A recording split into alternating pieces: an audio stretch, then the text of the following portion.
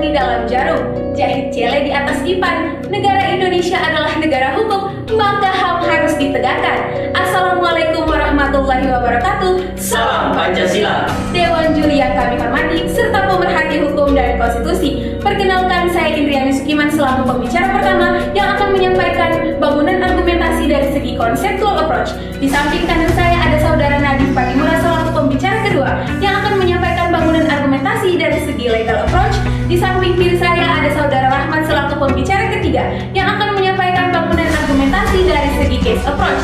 Pada kesempatan kali ini kami akan mempresentasikan hasil kajian hukum kami dalam perspektif pro dengan judul Hak WNA melakukan pengujian undang-undang terhadap Undang-Undang Dasar 1945. Dalam Undang-Undang Dasar Negara Republik Indonesia tahun 1945 ditegaskan bahwa negara Indonesia adalah negara hukum. Sebagai negara hukum, segala aspek kehidupan dalam bidang kemasyarakatan, kebangsaan, dan kenegaraan, termasuk pemerintahan, harus berdasarkan atas hukum. Dengan dilandasi asas-asas hak asasi manusia yang universal, Undang-Undang Dasar 1945 beserta hukum positif Indonesia lainnya memberikan legitimasi terhadap jaminan, perlindungan, dan pelaksanaan hak asasi manusia bagi setiap orang, baik terhadap warga negara maupun warga negara asing. Dewan Juri yang arif lagi bijaksana agar hukum tetap menjadi panglima tertinggi dalam bernegara sebagaimana yang dimaksud yang termuat di dalam pasal 1 ayat 3 UUD 1945 dan esensi demokrasi tidak tercederai terhadap tiadanya legitimasi pemerintahan, maka dibentuklah sebuah lembaga negara baru yang bernama Mahkamah Konstitusi. Dewan Juri yang amat terpelajar, dalam ketentuan pasal 51 ayat 1 Undang-Undang Nomor 24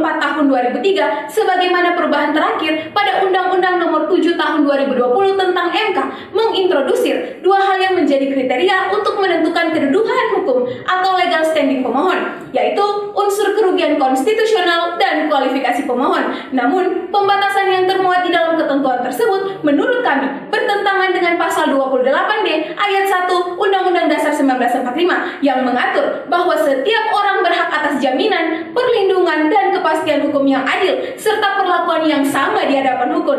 Dengan demikian, secara tidak langsung telah menghambat upaya setiap orang untuk memperjuangkan basic right yang dijamin oleh konstitusi. Dengan demikian sangat disayangkan, apalagi dalam beberapa kasus WNA dirugikan oleh peraturan perundang-undangan di Indonesia, maka seharusnya ketentuan dalam Undang-Undang MK tersebut harus dapat dikecualikan atau dikesampingkan oleh Hakim MK. Sebab idealnya, hakim haruslah kreatif serta mampu melakukan penemuan hukum atau resfinding dan tidak hanya menjadi corong undang-undang. Dewan Juri yang kami banggakan melalui penglegitimasian terhadap hak WNA untuk melakukan pengujian undang-undang terhadap undang-undang dasar tersebut, bukankah ini merupakan salah satu terobosan dan sarana pendidikan hukum yang baik terhadap iklim pembentukan peraturan perundang-undangan kita agar lebih responsif dan memiliki nilai keberlakuan serta memperkokoh eksistensi kita sebagai negara hukum. Berdasarkan argumentasi yang telah kami paparkan tersebut, untuk itu sekali lagi kami menegaskan bahwa kami sangat menyepakati adanya mosi perdebatan kita kali ini, yakni hak WNA melakukan pengujian undang-undang terhadap Undang-Undang Dasar 1945. Untuk ulasan argumentasi selanjutnya akan disajikan oleh pembicara kedua.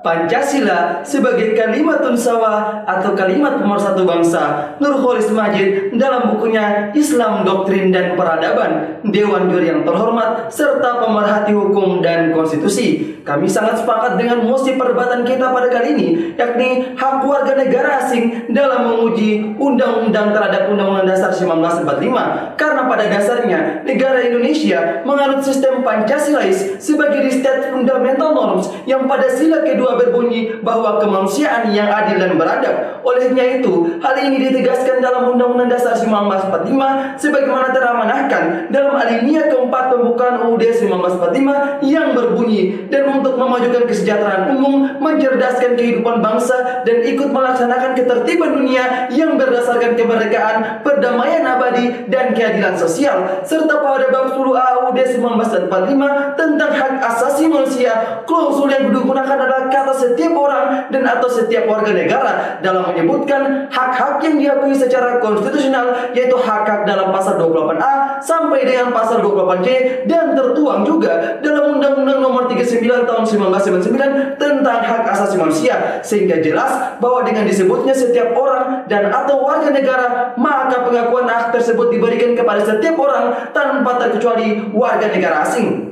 Hal ini senada dengan diratifikasinya ICCPR sebagaimana termuat dalam Undang-Undang Nomor 12 Tahun 2005 telah melahirkan kewajiban konstitusional negara Republik Indonesia untuk menjunjung tinggi kewajiban internasionalnya. Artinya apa? Muatan pasal dan hasil ratifikasi telah memperkuat posisi warga negara asing sebagai syarat kualifikasi pemohon dalam judicial review di Mahkamah Konstitusi. Dewan Juri yang terhormat, ketika kita membaca Undang-Undang Nomor 24 Tahun 2003 sebagaimana perubahan terakhir pada Undang-Undang Nomor 7 Tahun 2020 tentang Mahkamah Konstitusi secara komprehensif, pasal 51 ayat 1 terkait dengan syarat legal standing ada 4 Dewan Juri yang terhormat. Yang pertama, perorangan warga negara Indonesia. Tetapi kalau kita lihat dalam penjelasan pasal poin tersebut, yang dimaksud dengan perorangan adalah termasuk kelompok orang yang mempunyai kepentingan yang sama. Artinya ada peluang buat warga negara asing juga yang memiliki kepentingan yang sama tersebut. Pada poin berikutnya, yang mempunyai legal standing adalah badan hukum publik atau privat. Kita ketahui bersama bahwasannya banyak freeport dan PT di Indonesia yang dimiliki oleh warga negara asing.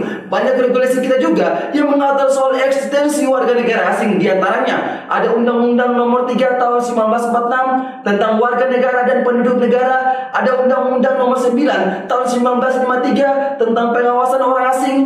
Ada Undang-Undang Nomor 12 Tahun 2006 tentang kewarganegaraan RI. Ada Undang-Undang Nomor 13 Tahun 2003 tentang ketenagakerjaan. Ada Undang-Undang Nomor 6 Tahun 2011 tentang keimigrasian. Bahkan ada undang-undang yang mengatur, yakni Undang-Undang Nomor 6 Tahun 2023 tentang Cipta Kerja. Dan masih banyak lagi regulasi lainnya terhadap pengaturan ekstensi warga negara asing. Maka berdasarkan ketentuan-ketentuan regulasi tersebut semakin memperjelas hak warga negara asing dalam menguji undang-undang terhadap undang-undang dasar di Mahkamah Konstitusi sebagai bagian dari subjek hukum yang dimaksud. Hal ini selaras dengan adanya adegium hukum yakni ius ibi remedium, di mana ada hak, di sana ada kemungkinan menuntut memperolehnya atau memperbaikinya jika hak tersebut dilanggar. Mengingat apabila ada undang-undang yang memberikan HAM dan bertentangan dengan Undang-Undang Dasar 1945, maka peraturan tersebut telah melanggar asas material pembentukan peraturan perundang-undangan dalam Undang-Undang Nomor 12 Tahun 2011 tentang pembentukan peraturan perundang-undangan pasal 6 ayat 1 huruf F, bahwa peraturan perundang-undangan harus mencerminkan asas kesamaan kedudukan di mata hukum dan pemerintahan. Atas dasar itulah Dewan Juri yang terhormat, kami sangat sepakat dengan mosi perdebatan kita pada kali ini, yakni hak warga negara asing dalam menguji undang-undang terhadap undang-undang dasar demi terciptanya equality before the law, yakni semua orang sama di mata hukum. Karena teori hukum utilitas yang jelas bahwasanya Jeremy Bentham mengatakan hukum sejatinya harus memberikan keadilan sebanyak-banyaknya kepada semua orang dan kemanfaatan sebanyak-banyaknya kepada setiap orang. Itu saja yang dapat saya sampaikan, dan selanjutnya akan dikupas lebih lanjut oleh pembicara ketiga dari segi case approach. Melanjutkan bangunan argumentasi kami perihal hak warga negara asing melakukan pengujian undang-undang terhadap Undang-Undang Dasar 1945 yang menjadi mosi debat kali ini. Pada tanggal 21 Zulkaidah atau 19 September tahun 1981, para ahli hukum Islam mengemukakan Universal Islamic Declaration of Human Rights yang diangkat dari Al-Quran dan Sunnah baginda Nabi Muhammad SAW. Pernyataan HAM menurut ajaran Islam ini terdiri dari 23 bab dan 63 pasal yang meliputi seluruh aspek kehidupan. Pada dasarnya, hak asasi manusia dalam Islam terpusat pada 5 hal pokok yang terangkum dalam Ad-Dariyatul Khamsah.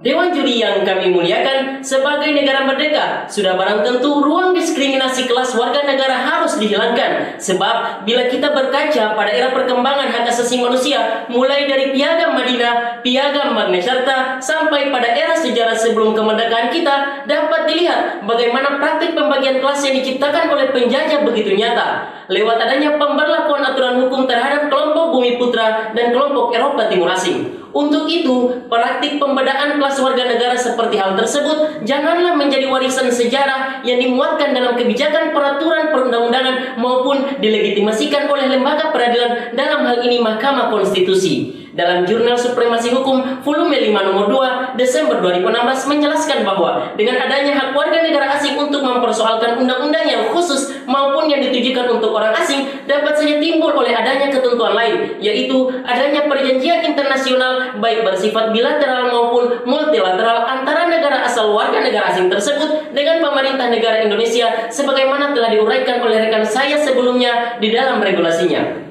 Hal demikian tidak hanya berlaku terhadap pemohon saja, tetapi juga berlaku terhadap semua orang yang dirugikan oleh undang-undang yang diuji, yang termasuk dalamnya adalah warga negara Indonesia. Apabila terdapat suatu permohonan yang diajukan oleh warga negara asing, sedangkan terhadap substansi yang dimohonkan juga terdapat kepentingan warga negara Indonesia, tetapi mahkamah menolak hanya atas dasar semata-mata pemohonnya adalah warga negara asing, maka hal demikian akan menimbulkan tertundanya kepastian hukum, karena harus menunggu sampai ada warga negara Indonesia yang mengajukan permohonan dan untuk dapat diperiksa oleh Mahkamah Konstitusi. Fakta empiris lain misalnya, sidang perbaikan permohonan pengujian Undang-Undang Nomor 32 Tahun 2002 tentang penyiaran di Mahkamah Konstitusi. Uji material Undang-Undang penyiaran tersebut dimohonkan oleh PT Visi Citra Mitra Mulia atau iNews TV yang diwakili oleh David Fernando Audi selaku Direktur Utama dan PT Raja Wali Citra Televisi Indonesia atau RCTI yang diwakili oleh Jarod Suwahyo, karena salah satu yang mewakili pemohon dua adalah warga negara asing. Belum lagi dengan pengujian Undang-Undang Nomor 12 Tahun 2006 tentang kewarganegaraan Republik Indonesia terhadap Undang-Undang Dasar 1945 dalam putusan Mahkamah Konstitusi Nomor 80/PUU Angka Romawi 14/2016 terhadap penghilangan status kewarganegaraan anak pemohon. Terlepas dari fakta yang disajikan, Indonesia harus melihat dan mengambil contoh dari negara-negara besar lainnya yang memberikan keluasan untuk melakukan pengujian atau judicial review kepada warga negara asing atas undang-undang terhadap konstitusi dalam hukum acaranya, sebagaimana pernah dilakukan oleh Mahkamah Konstitusi Republik Jerman, Ceko, dan juga Mongolia.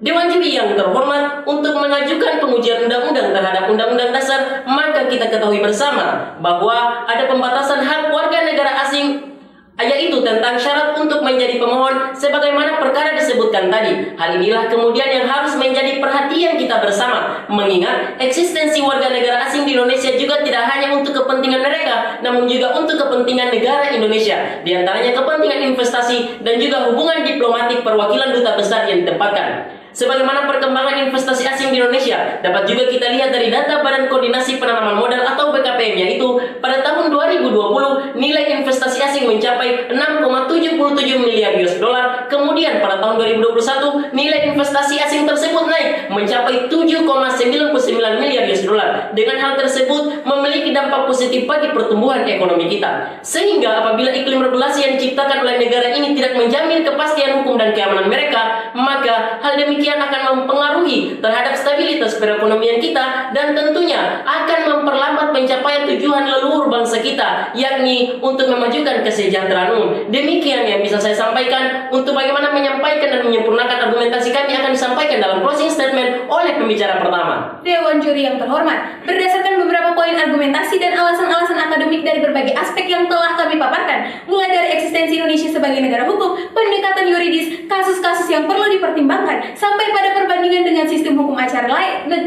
pada negara lain, serta dengan pandangan usul fikih, maka sangat penting adanya respon positif dari pemerintah, khususnya negara, untuk menyikapi hal tersebut. Sebab hukum bukan hanya soal ius constitutum, melainkan juga ius constituendum. Sehingga proposal yang kami tawarkan adalah, yang pertama, mengusulkan kepada pihak pemerintah, dalam hal ini para regulator, agar dapat membentuk sebuah regulasi yang mengakomodir terhadap teknis pengaturan WNA beserta kepentingannya di Indonesia dalam sebuah himpunan peraturan khusus dengan metode omnibus law untuk menjawab persoalan-persoalan yang ada. Yang kedua, merevisi Undang-Undang Nomor 24 Tahun 2003 sebagaimana perubahan terakhir tentang Mahkamah Konstitusi, terutama pada pasal 51 ayat 1 terkait syarat legal standing pemohon dalam beracara di Mahkamah Konstitusi, dan memberi ruang yang sama untuk warga negara asing dalam hak melakukan pengujian undang-undang terhadap undang-undang dasar. Yang terakhir, merevisi peraturan MK Nomor 6/PMK Tahun 2005 tentang pedoman beracara dalam pengujian undang-undang, terkhusus pada pasal 3 yang hanya menegaskan pemohon adalah perorangan warga negara Indonesia